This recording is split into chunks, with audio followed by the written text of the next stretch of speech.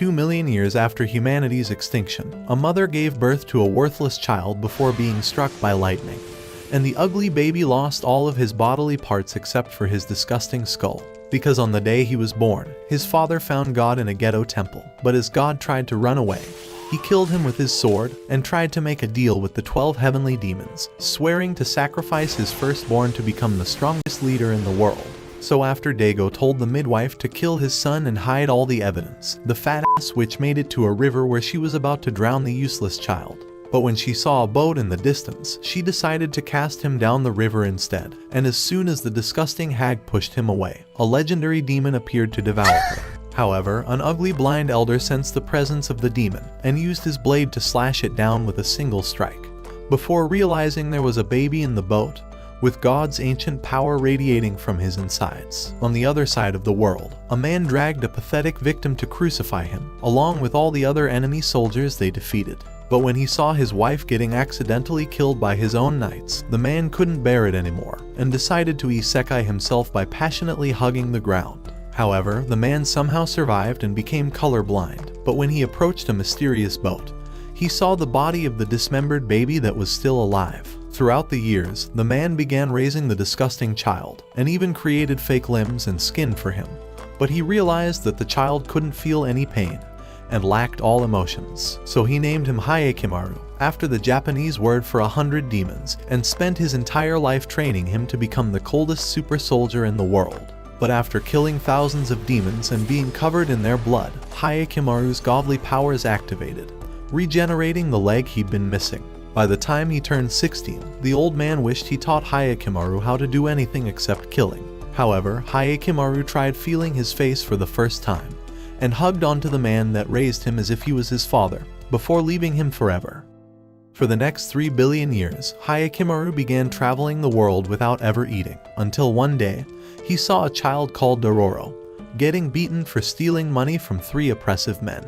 But before the men left, Dororo launched a stone at their leader's eye, so the fatso began drowning Dororo, and ordered his men to bring the sword for killing him. As they walked away, however, they saw Hyakimaru in the distance, but he was looking past them at the demon he noticed in the river. Just then, the demon launched and devoured the fat ass with a single strike, so the other lackeys began running away. But the demon swallowed them up as well. As it was about to eat Dororo, Hyakimaru slashed its arm off and threw Dororo away, before running to evade its attacks and destroy the bridge. The beast continued attempting to swallow him, but Hyakimaru continued slashing the foundations of the bridge, causing it to collapse as the monster was chasing him, and killing the demon underneath all the rubble. In that moment, Hyakimaru's mask fell off, and he regained his skin as lightning blasted in the distance, destroying one of the 12 demons. At the same time, Dago's second son showed his mother the dove he caught, but she couldn't stop missing her first son, and stared at the statue of the goddess that sacrificed herself on that day. Eventually, the two of them began traveling to a neighboring village. But along the way, Dororo realized that although Hyakimaru was blind, he was able to see the outline of their souls, and was able to find the demons by the red colors their souls emitted. Eventually, they made it to the village, but as they were about to sleep in the horse stables that night, a mysterious demon came to ring the bells of hell and left without saying any word. The following morning, the chief took them to meet Lady Bandai, the priestess of the village. When they got there, the priestess apologized for her appearance, saying that she hasn't been able to use her legs after Tyrone blew her back out. But although Dororo thought she was beautiful, Hyakimaru felt the presence of a demon and began trying to attack her. However, Dororo held him off while the other villagers came to take him away, throwing both of them in prison. As Dororo wondered why he was trying to kill the hot girl, the blind elder revealed his presence, and said they had locked him away for the same reason. After all, he recognized Hyakimaru as the baby that was cast away, and revealed that he also had the ability to see the souls of the demons. Just then, both of them sensed the presence of another demon, and Hyakimaru ran to slash its arm off, before jumping inside a well. Together with Muni, they began heading down the secret tunnels until they arrived at the priestess's room, and Hyakimaru knocked her door down before she began revealing her true form. Immediately, Hyakimaru attempted to launch towards her, but she knocked him away with her tail, and she released all of her arms towards him. After closing the distance, he penetrated her eyes with his swords, but the village chief restrained him in the last instant, and told the demon to run away. As soon as he slashed the cloak down, Hyakimaru began chasing the demon throughout the forest. But Banai was able to trap him down with the bamboo sticks. Before she could kill him, the demon rung the bells of hell again. But Hyakimaru disappeared when she looked back, and launched down from the sky to slash her head, eliminating her in that instant. As Banai revealed her hot form once again, she realized that one of the 12 demons failed in sacrificing him.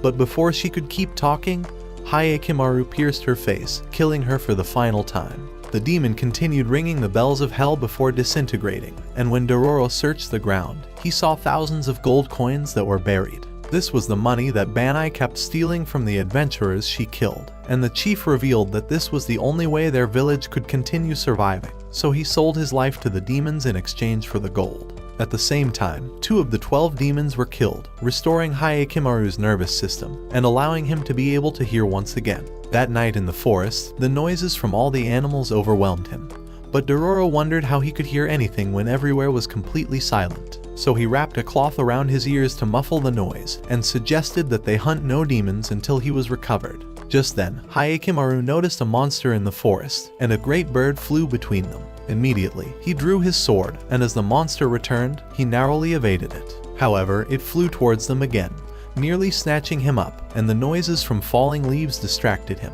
allowing the bird to knock him into the ground. As it returned, Hyakimaru managed to slash it, but the bird tried carrying him away, and he utilized the opportunity to wound it. But as it returned to end him, Muni appeared at that moment and cut it to pieces in an instant. Just then, Dororo noticed that Hyakimaru was spaced out and tried returning him to his senses, but he was pretty much dead on the inside. The following morning, as Hyakimaru woke up, he began hearing a singing voice and followed it to the river. As he arrived, he realized that the singer was a girl, and the purity in her soul drew him closer to her. As he tried to touch her, she discovered he was blind, but he nearly passed out in her arms, and she noticed Dororo and Muni, thinking they were probably his companions. As they settled in an old abandoned temple, they realized that Hyakimaru was very sick from his injuries, and Muni said he was probably starting to become a real human. As Mio arrived, she told them to stay until Hyakimaru was recovered, and revealed half a dozen orphan kids she was caring for. Just then, the kids appeared before them, and Mio said they were survivors of the war. As Takibo decided to take charge, he commanded the others to leave, and told Mio to get some sleep before her night shift.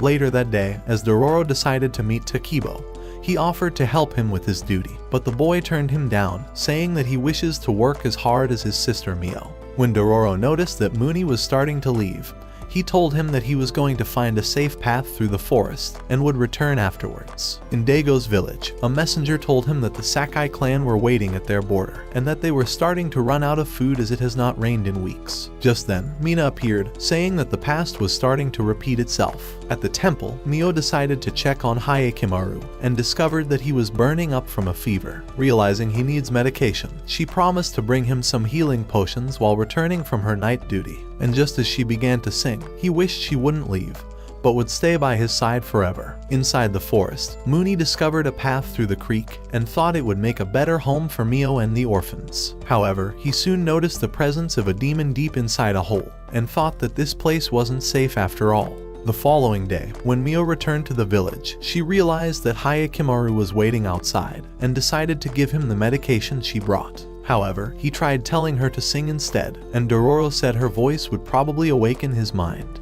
As she began singing, Muni arrived, and as they settled inside, he told them about the area he found in the forest, and said that it would be a good place to hide when the war begins. However, he revealed that a great demon was already living on the land, and that it would only be safe when it was gone. Hearing his words, Hyakimaru began heading towards the forest, and ignored Dororo when he tried to stop him. As Muni realized he was far from recovery, he decided to follow him for support. So with the men gone, Mio revealed that she would be working for both villages that were preparing for war, saying that it was the fastest way to earn more money. However, the boys thought it was too dangerous, so Dororo promised to follow her and protect her if she fell into danger. That evening, as he trailed her into the forest, he realized that her work was developing plot with the soldiers, and was depressed by what he saw, and the amount of things she endured every day. At the same time, Hyakimaru and Muni arrived at the large hole. As they spotted the demon, Hyakimaru drew his swords, but Muni realized he was still sick from his injuries. Muni tried suggesting that he waits until he's recovered,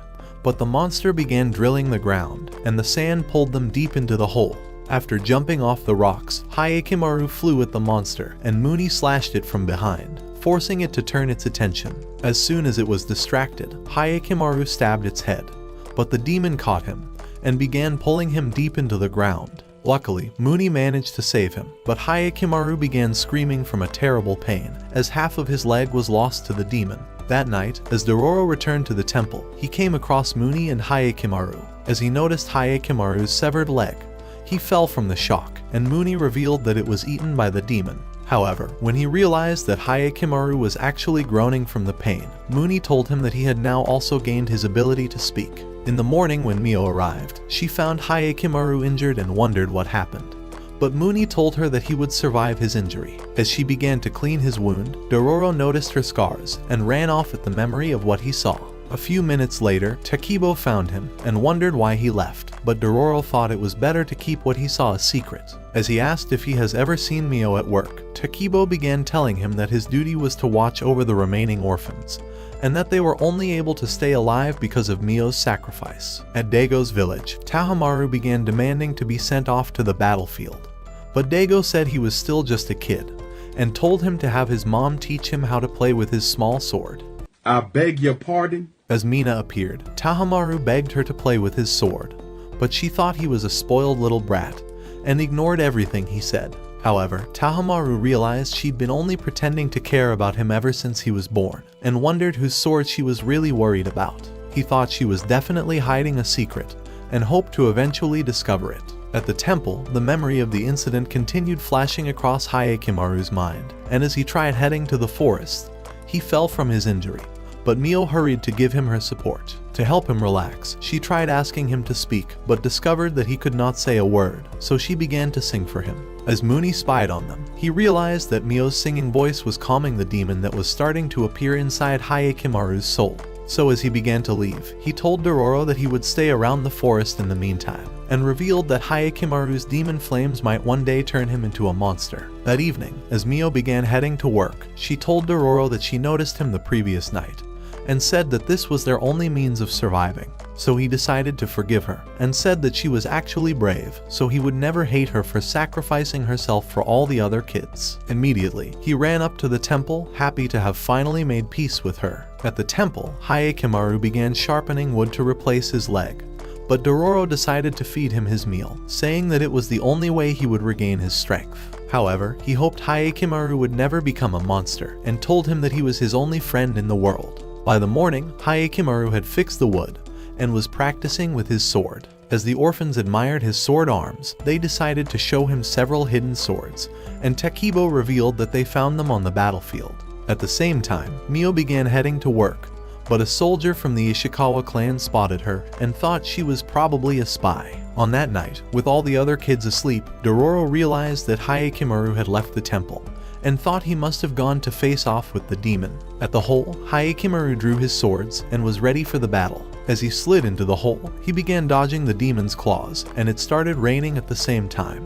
As the beast bit off his leg again, he stabbed it right in the mouth and jumped very high before slaying it in an instant. At that moment, the rain stopped and Dago's statue split in half. When Mio arrived at the temple, Takibo told her that Hyakimaru had gone off to fight the monster, so she hurried immediately. Just then, a bunch of Ishikawa soldiers arrived and followed her to the temple. As Hyakimaru and Dororo began returning home, the boy was happy to see his leg restored. But after hearing those words, Hyakimaru realized that the temple was burning, as the soldiers slayed the orphans without any mercy. When Dororo arrived, he discovered that all of his friends were dead, and the leader wondered if he was one of the spies. He said that Mio was spotted entering the enemy's camp right after leaving them, so he thought she was selling them off. Thinking he could save her, Dororo began running to her, but the man caught him and threw him to the ground. However, as he tried to end him, Hyakimaru sliced off his hand, so the men surrounded him immediately. At that moment, Hyakimaru discovered that Mio was about to die, and the realization sent him into a frenzy. So he stabbed the first soldier and began killing the rest of them as the anger overtook him,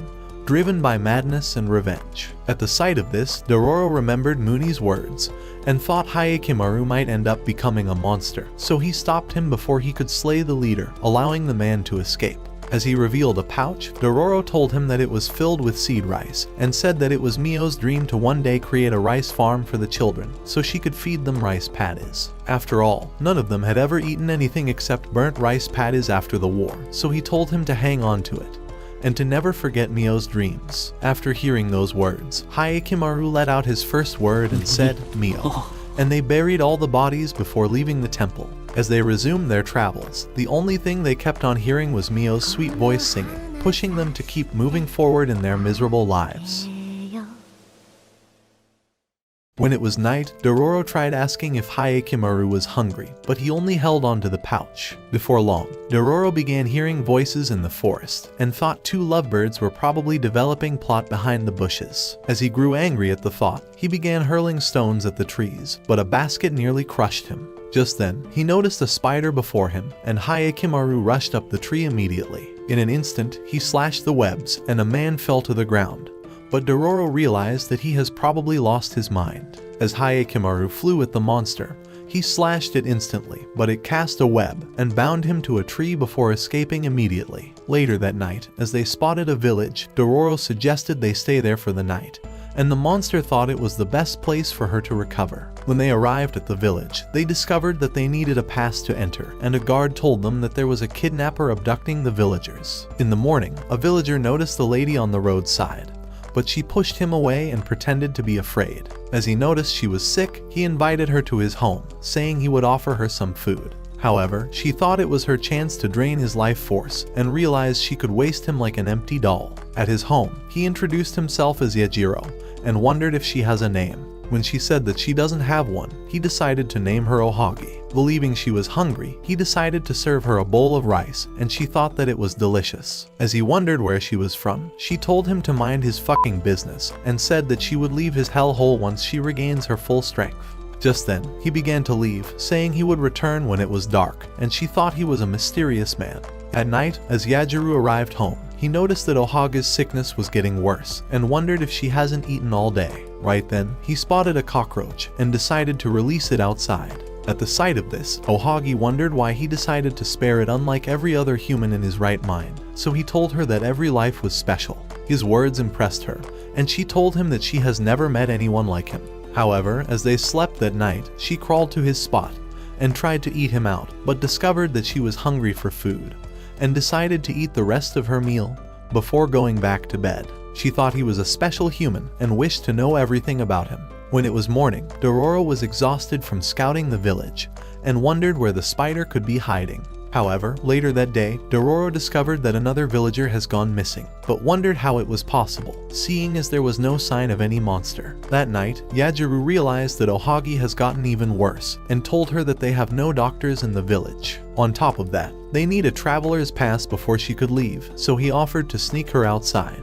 Meanwhile, Hyakimaru and Dororo were chewing on weeds for dinner, and Dororo thought they would definitely starve to death if they continued to stay in the village. At the same time, Yajiro and Ohagi began hurrying to the secret exit, but before long, they came across Hyakimaru and Dororo. Realizing who they were, Ohagi wondered if they were waiting to slay her, but this only made Dororo discover that she was the spider, and he commanded Hyakimaru to attack her. However, Yajiro decided to protect her, and said that he was actually the kidnapper.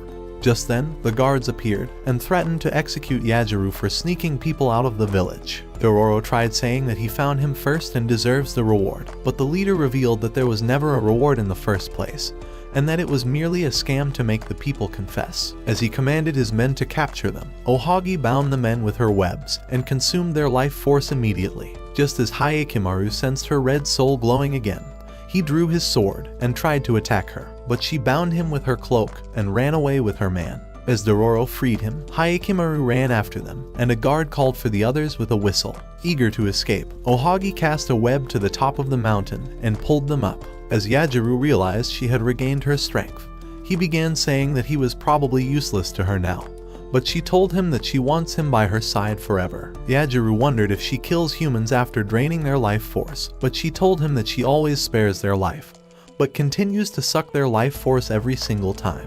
This was all Yajiro wanted to hear, so he offered himself to her, because he was tired of his lonely life anyway. Eventually, they arrived at the secret cave, and Yajuru told her to find her way to the exit, but she suggested that they escape together. After all, his identity was exposed already, and she thought he would never be safe here. However, just as he agreed, arrows pierced his body, and Ohagi realized that the soldiers had found them. As she grew angry, she cancelled the arrows and bound the men, immediately draining their life force. At that moment, she transformed into the spider and captured the others, but Hyakimaru cut her web. As he sliced off her leg, she knocked him away, and told Yajuru that she would not abandon him.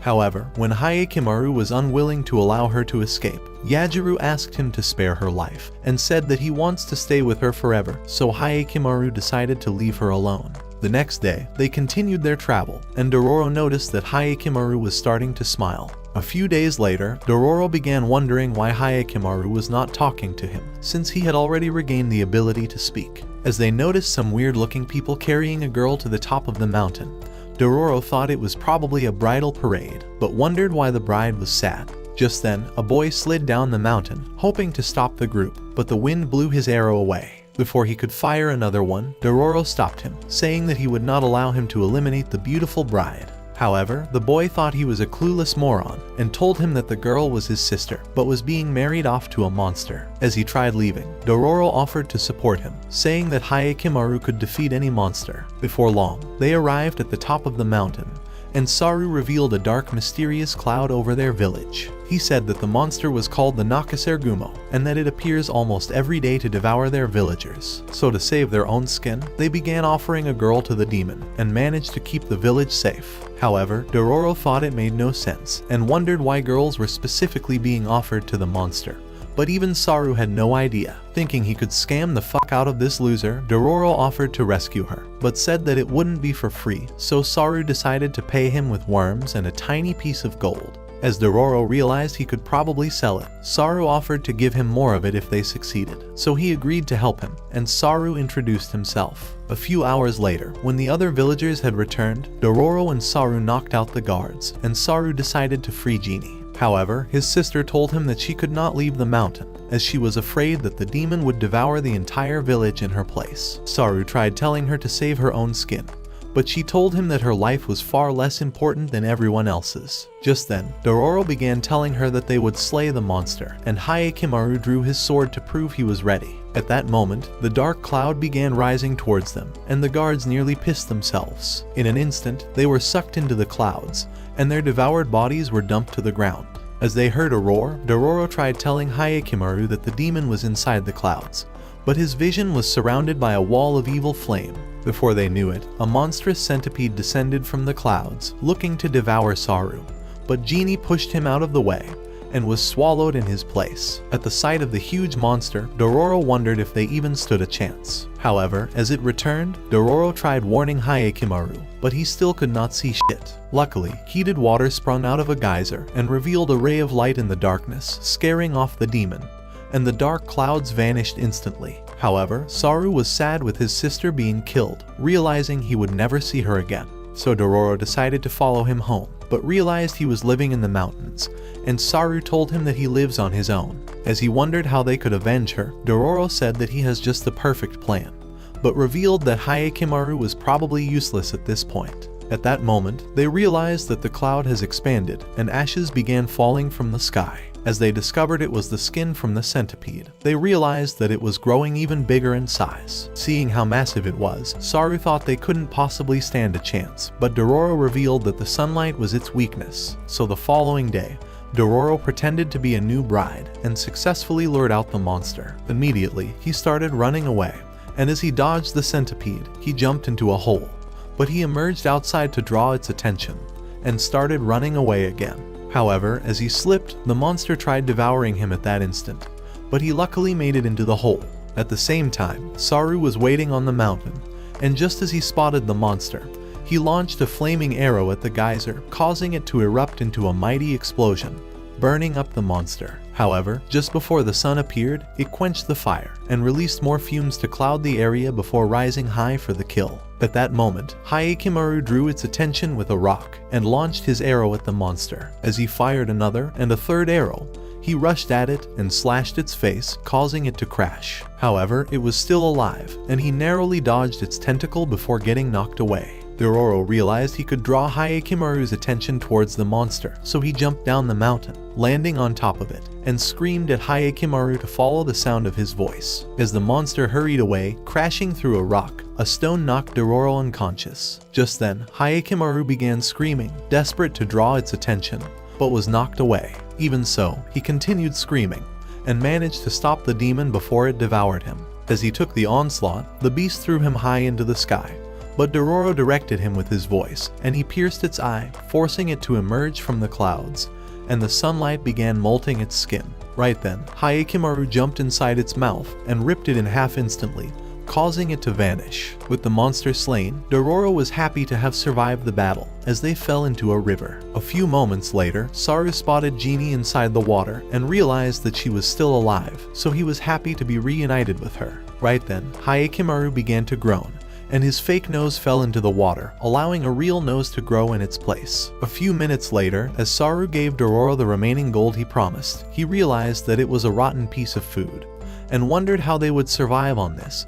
But Genie decided to thank him with a flower. As they began leaving the mountain, Hayakimaru smelled the flower and said Dororo's name for the first time. When he heard that, Dororo realized Hayakimaru was starting to regain his full humanity. Later that day, as Hayakimaru sniffed a flower, he decided to smell Dororo's face, but he pushed him away and fell from exhaustion. As he tried to stand, he fell again, and Hayakimaru realized that something was definitely wrong with him. So he carried him to a nearby village, and tried asking for help from a farmer, but the man ignored him. As he met another man, he tried telling him that Hayakimaru was really sick, but the man told him that he's not a doctor, and decided to leave. Having nowhere else to go, Hayakimaru left him on the ground, and Dororo remembered that this was exactly how his mother died. Luckily, a woman found them and decided to take them home. As Dororo regained consciousness, he thought Hayakimaru must have abandoned him and tried to leave, but she managed to calm him down. Just then, she realized that Dororo was actually a girl, but as she noticed the Manjushagi flower, Dororo revealed that it reminds her of her parents, and this made her sad. 6 years ago, her father was the leader of a group of warriors who fought to eliminate the samurais for destroying their village during the war, but was led to a trap by her evil uncle to kill all of them. With all his men dead, one of the soldiers stabbed her father from the back, but he took him with him to the afterlife, and they watched as the village burned before them. Being the only 2 surviving members, her mother began caring for Dororo on her own. But as they traveled for weeks without any food, her mother passed out in a field full of Manjushagi flowers,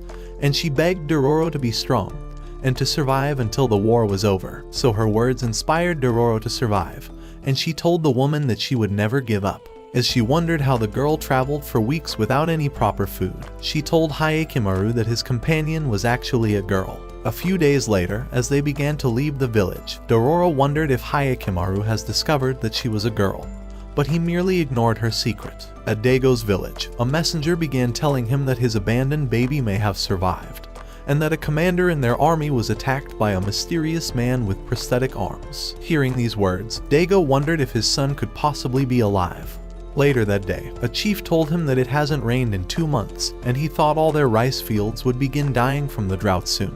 At the same time, another chief revealed that a new clan were preparing to wage a war against them, and Daigo thought it couldn't possibly get any worse. So he rode off to his temple, thinking that Hayakimaru was definitely responsible for the broken statues, as he was starting to reclaim his body parts. Before his eyes, a mystical smoke revealed Hayakimaru, and Daigo realized he was right after all. Meanwhile, in the forest, Hayakimaru charged at a monster and slayed it in an instant. A few minutes later, as Dororo washed the blood off his clothes, she began suggesting that they visit the nearby village for some food. Just then, she noticed his pouch and wondered if it was his family's crest, but Hayakimaru only stared at it. At Daigo's village, Tahamaru decided to ask the messenger about the baby he's been looking for, so the man told him that the baby disappeared 16 years ago. However, when he asked him why he was looking for the baby, the man decided to bite off his tongue, and Tahamaru realized that the secret was probably very bad. So that evening, he decided to confront his father, demanding to know why he's been asking for a baby. However, Dago screamed at him to f*** off and told him to stick his ugly nose into his own business. The following day, as his men found him on the island shore, Tahamaru began telling them that his father probably thought he was still a kid and said that he must prove himself to everyone. At that moment, he noticed several villagers on the shore and decided to ask if they were under attack. One of the villagers told him that they were being eaten up by a monster inside the lake and said that they would never be safe with the monster alive. Tahamaru realized that this was his perfect opportunity to prove himself, so he told them that he would annihilate the monster, and his men followed him for support. That evening, as they began rowing their boats to the center of the lake, the fishermen noticed that the oar was stuck and the boat stopped moving. At that moment, Tahamaru realized that the monster was already approaching, and just then, it emerged from the water and the villagers thought it would make them its dinner. Immediately, they tied their boats to a rope and successfully held it to the spot. As the beast grew angry, Tahamaru drew his sword and was ready to slay it. So he jumped off to another boat, and the monster crab tried to devour a villager, but he managed to escape. As Mutsu fired an arrow at the beast, Tahamaru jumped on another boat and split its claw in an instant before Hyogo cracked its shell. Tahamaru tried going for the kill, but the monster withdrew into the water and they watched it vanish. However, it began